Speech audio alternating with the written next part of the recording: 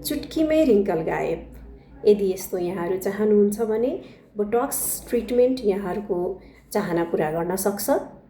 यो एक किसिमको प्रोटिन हो र बोटक्स भनेको एउटा ब्रान्ड नेम मात्र हो। यस्ता धेरै अरू ब्रान्डहरू मार्केटमा पाइन्छ, तर यहाँहरूले इन्जेक्सन लिँदा US FDA अप्रुभड ब्रान्डहरूमा जानुहोला। यसले कसरी काम गर्छ? यसलाई हामीले मसलमा मांसपेशीमा लगाउने गर्छौँ। सानो इन्सुलिन सिरिन्जको सहायताले लगाउने गर्छौँ। यसले मांसपेशीलाई रिल्याक्स गरेर जुन हाम्रो मांसपेशी चल्दाफेरिमा रिङ्कलहरू बस्छ त्यसलाई कम गरिदिन्छ। के यो सेफ छ? यो बिल्कुलै सेफ छ। यो US FDA अप्रुभड मोलिक्युल हो रिङ्कल ट्रिटमेन्टको लागि।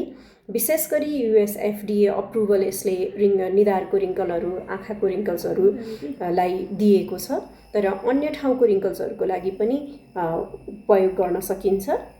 इन्जेक्सन जथाभावी भएमा भने यसको साइड इफेक्ट हुन सक्छ।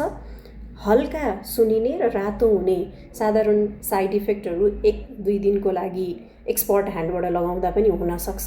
के यसले सधैँलाई काम गर्छ त? बिल्कुलै गर्दैन। यसको इफेक्ट 3 दिनबाट देख्न सकिन्छ।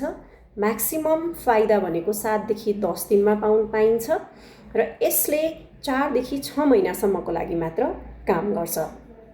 बोटक्स इन्जेक्सन लिन डर लागिरहेको छ यहाँहरूलाई भने जान्नै पर्ने 2टा इम्पोर्टेन्ट कुराहरू।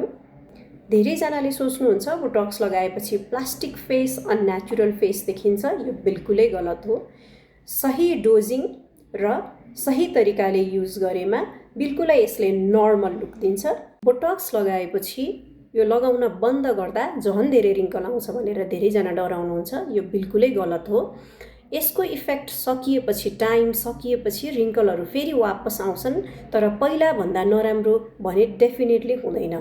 यदि यहाँहरूलाई रिङ्कल रिडक्सन गर्न मन लागेको छ भने यो एकदमै राम्रो चोइस हुनसक्छ। आफ्नो डर्माटोलोजिस्टसँग कन्सल्ट गरेर प्रयोग गर्नुहोला।